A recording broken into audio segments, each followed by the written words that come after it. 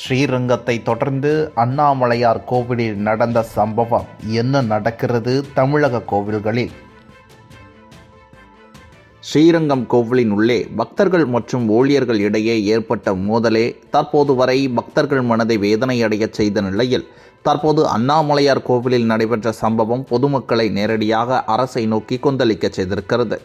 தற்போது கார்த்திகை மாதம் என்பதால் அண்ணாமலையார் கோவிலில் சாமி தரிசனம் செய்ய ஆந்திரா, தெலுங்கானா, கர்நாடகா ஆகிய மாநிலங்களில் இருந்து ஆயிரக்கணக்கான ஐயப்ப பக்தர்கள் குவிந்து வருகின்றனர்.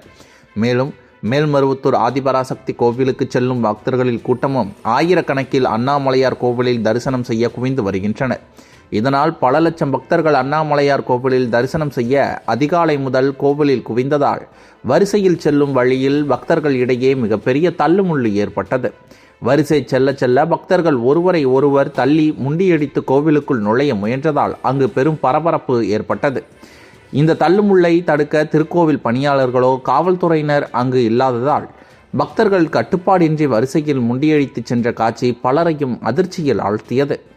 அண்ணாமலையார் திருக்கோவிலில் இந்து சமய அறநிலையத்துறை அதிகாரிகள் பக்தர்களுக்கு வரிசையில் சென்று சாமி தரிசனம் செய்ய முறையான ஏற்பாடுகளை மேற்கொள்ளாத காரணத்தினால்தான் இதுபோன்ற தள்ளுமுள்ளி ஏற்படுவதாக பக்தர்கள் வேதனையுடன் குற்றம் சாட்டி வருகின்றனர்.